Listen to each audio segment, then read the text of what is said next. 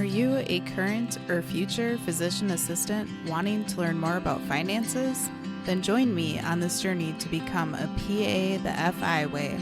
Hi, my name is Kat, and I'm a practicing certified physician assistant who will be your host. It took me 5 years after I started practicing medicine as a PA to thoroughly dive into my personal finances after I discovered the concept of financial independence. I want to use what I have learned to help you avoid some of the financial mistakes that I have made while sharing some of the financial wins that I have had along the way. Join me as we discuss financial strategies to guide you to becoming a physician assistant on the way to financial independence.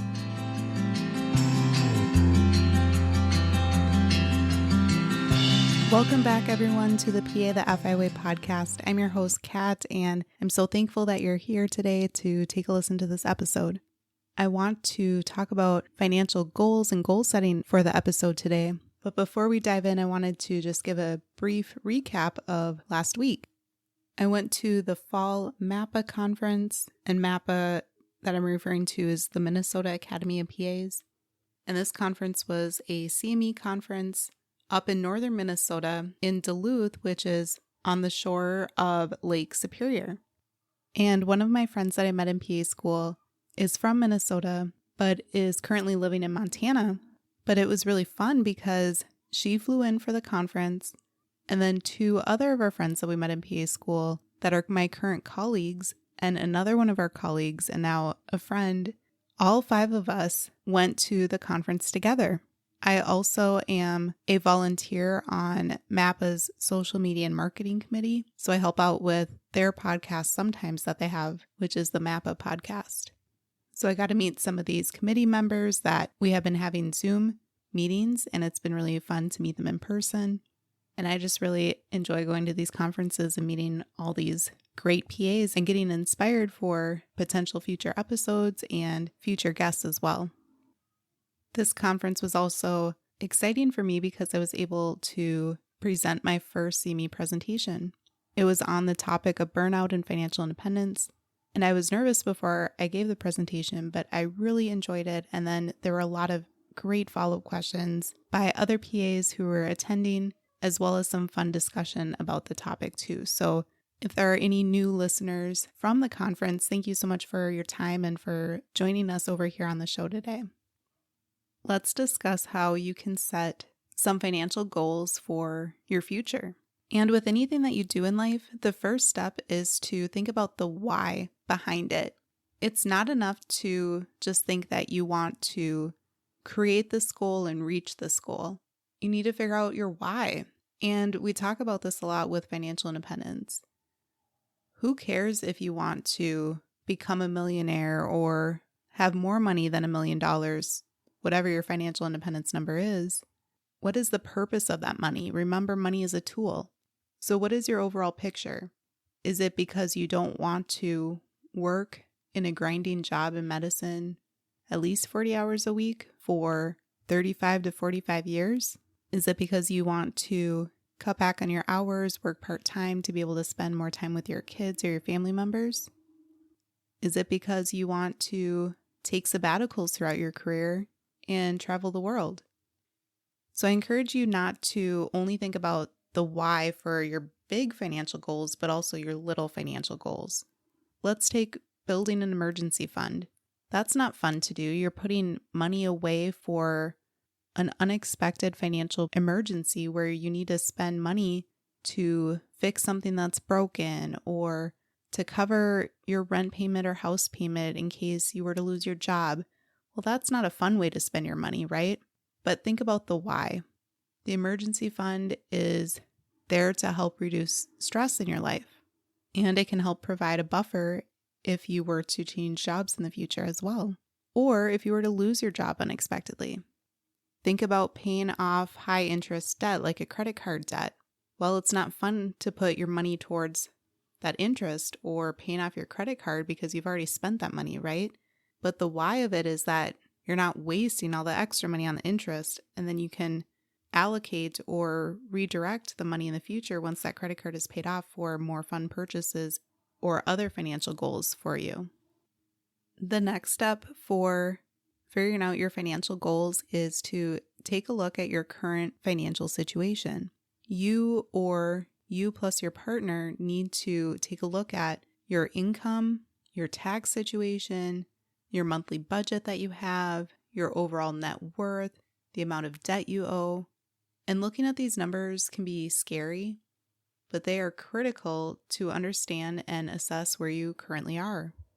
If you are starting from scratch, you may need to work on some of the basic financial goals to get you started. So a good one to start working on is figuring out what your budget is.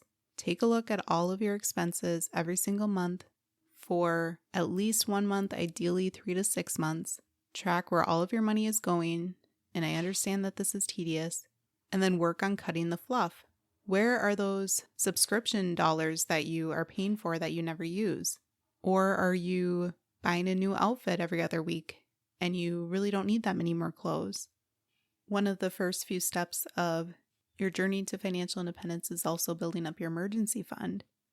And it is recommended that you have 3 to 6 months worth of your necessary expenses set aside in this fund. Then you can also work on saving for retirement. Are you getting your employer match through your retirement account through your workplace? Are you opening and investing within a Roth IRA, perhaps through a backdoor Roth IRA if your income is over the threshold?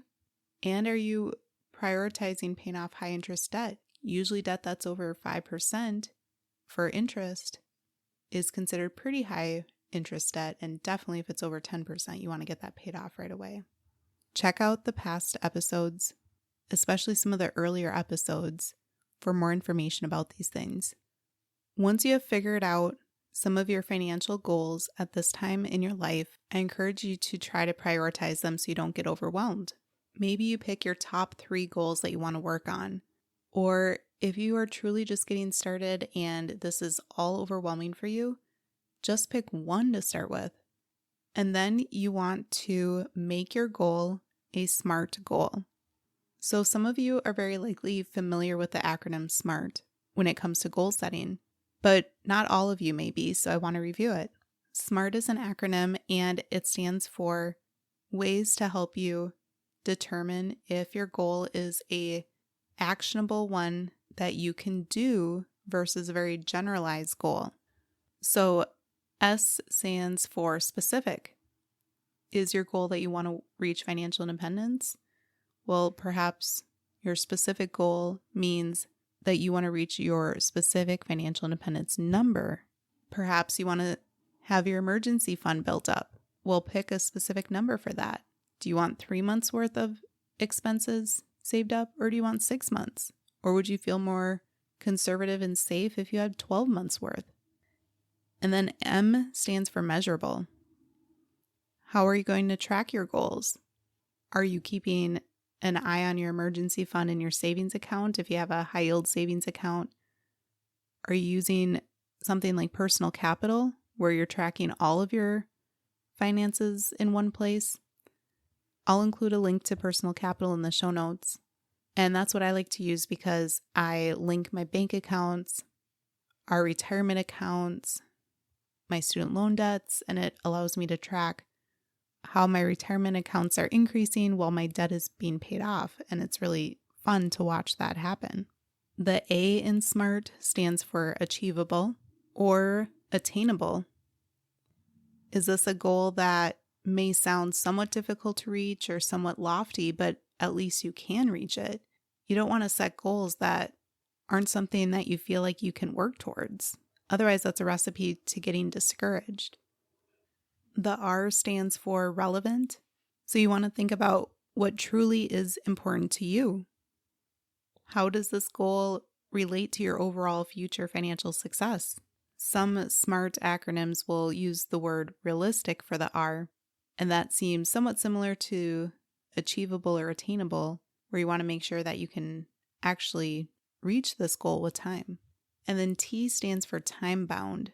You need to give yourself a deadline of a certain time, a certain date on the calendar, a certain year, a certain month, depending upon the goal of when you want to reach that financial goal by. Maybe it's an age. Maybe you want to reach financial independence by the age of 45 or 50. Maybe you want to have your emergency fund built up within the course of the next 12 months. Maybe you want to have $100,000 in your retirement account by the time you reach 30. The next step is to write down your financial goals. And before you make them a SMART financial goal, I encourage you to just think of all of your financial goals first and have a brainstorming session. Write 5 to 20 down. And then after you've done that, convert them into SMART goals. What parts of the SMART acronym is this goal missing? And then prioritize your goals. Sure, we want to strive and reach for all of our goals at once, but often that's not reasonable for a lot of people.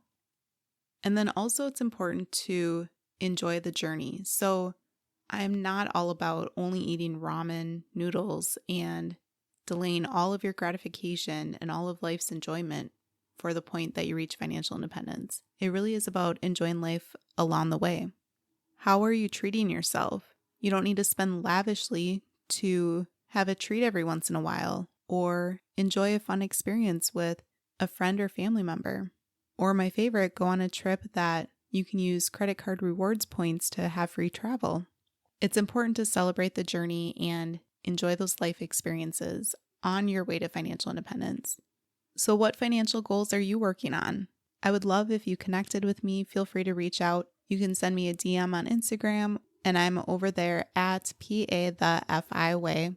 Or you can send a message on Facebook if you are part of the private Facebook group for PA the FI Way. Or feel free to send me an email as well, pathefiway@gmail.com, and I'd love to hear from you. I'm really looking forward to hearing what your financial goals are as we work together to pay off our debts and increase our investments as we build wealth on our way to financial independence. Thanks for tuning in, and I'll see you back here soon.